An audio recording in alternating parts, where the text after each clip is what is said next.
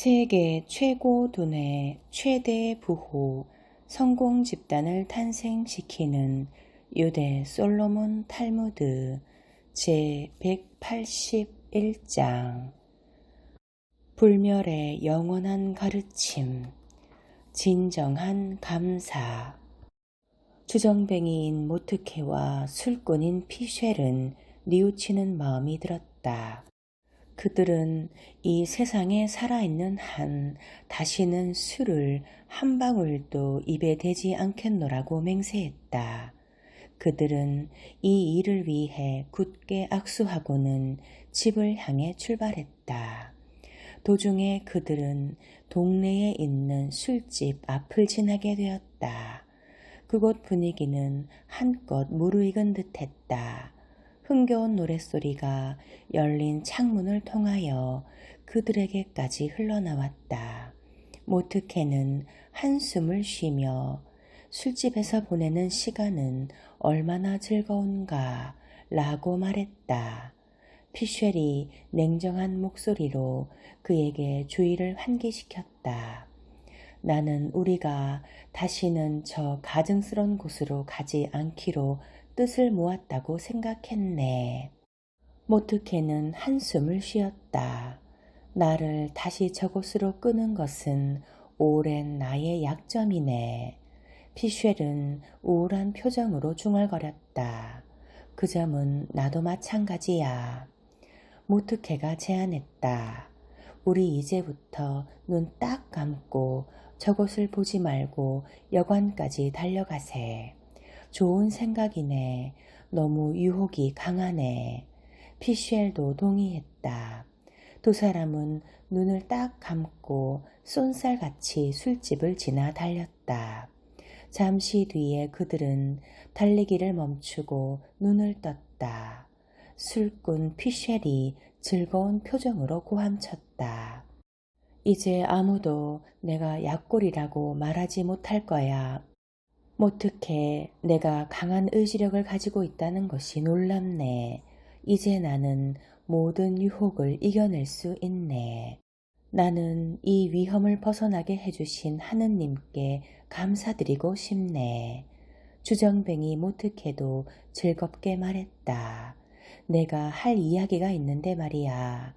우리 술집에 가서 소주를 놓고 이 일에 대해서 감사드리는 게 어떻겠나. 착한 사람의 선견 지명. 한 번은 어떤 귀인이 굉장한 식탁용 유리식기를 선물로 받은 적이 있었는데 그 하나하나가 너무나 아름답게 만들어져 있었고 보기에도 좋았다. 귀인은 그 유리식기를 기쁘게 받고는 그 선물을 준 사람에게 보답으로 훨씬 값비싼 선물을 보내주었다. 그리고는 귀인은 유리식기를 하나하나 들더니 땅바닥에 내동댕이 쳐 깨뜨려 버렸다. 종들이 이 광경을 보고 놀라 그 까닭을 물었다. 귀인은 나는 나의 성격을 잘 안다. 나는 성미가 급하다. 그러니 속으로 이런 생각을 했지. 얼마 지나지 않아서 종 가운데 누군가가 모르고 이 값진 그릇을 깨뜨리게 될 것이다. 그러면 내가 그를 벌주게 될 것이다.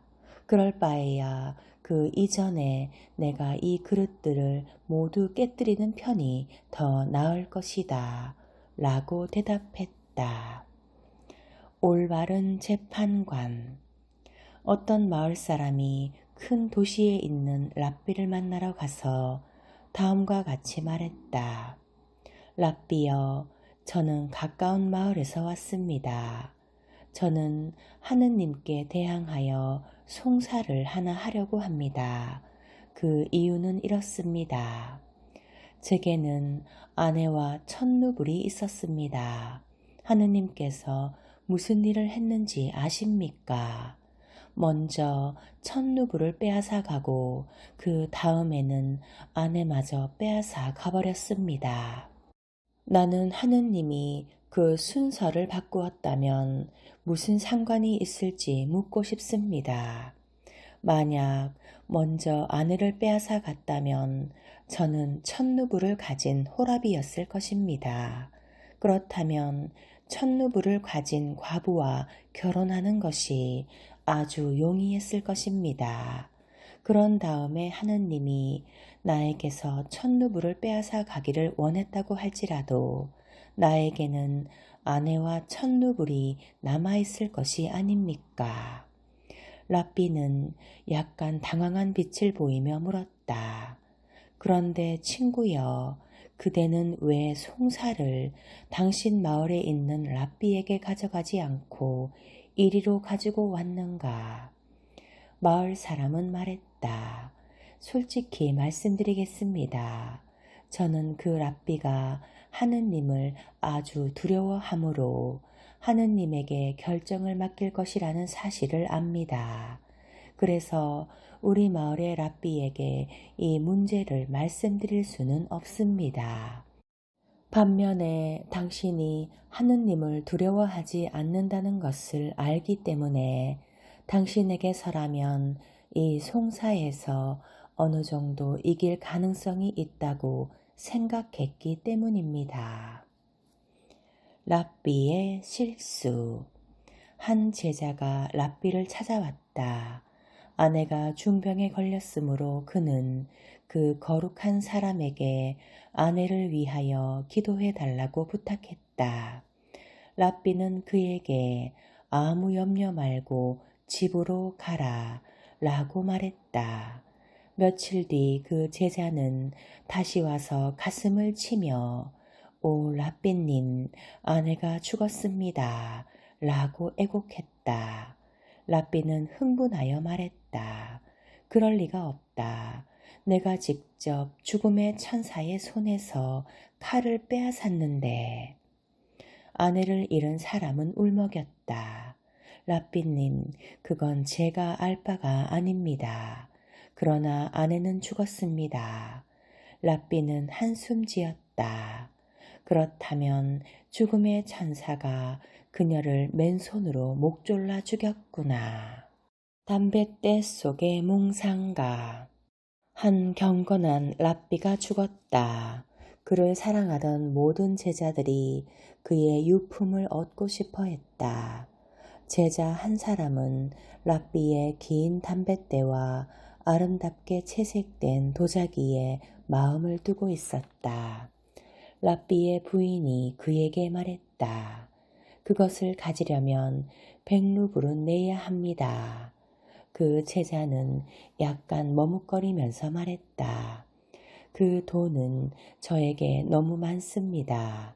그러나 일단 제가 담뱃대를 한번 사용해 보고 나서 생각해 봅시다.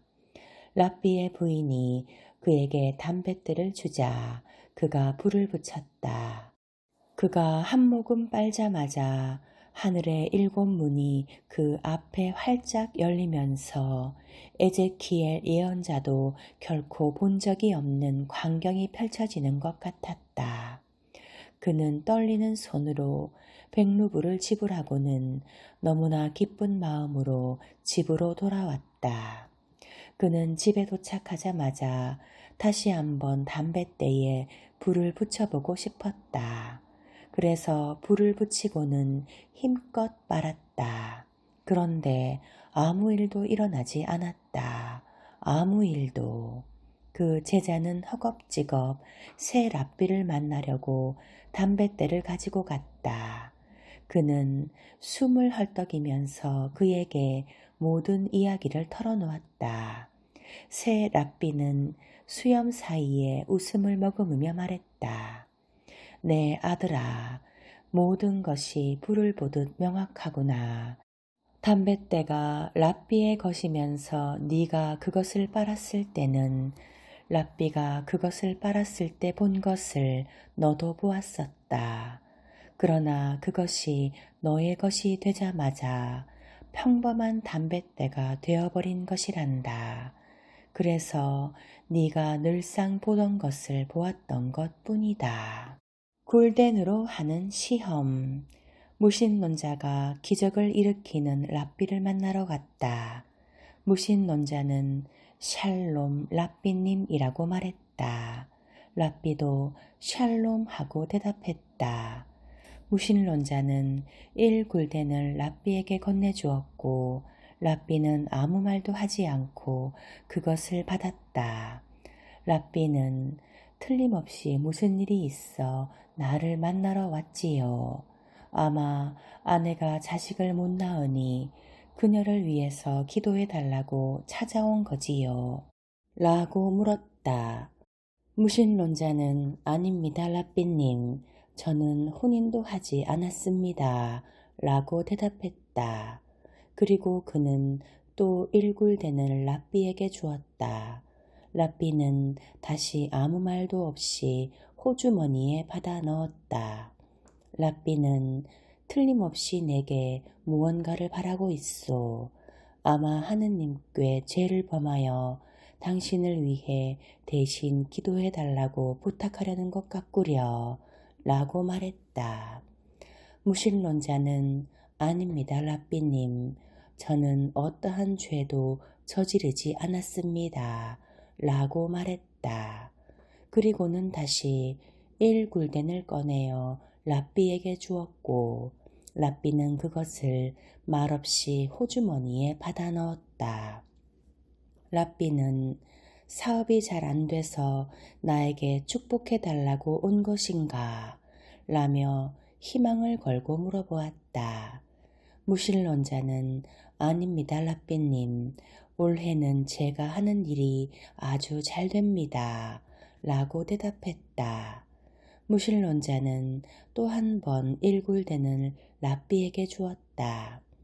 랍비는 약간 당황한 기색을 보이며 그럼 도대체 당신은 나에게서 무엇을 원하시오? 라고 물었다. 이에 무신론자는 대답했다. 아무것도 없습니다. 정말 아무것도 없습니다.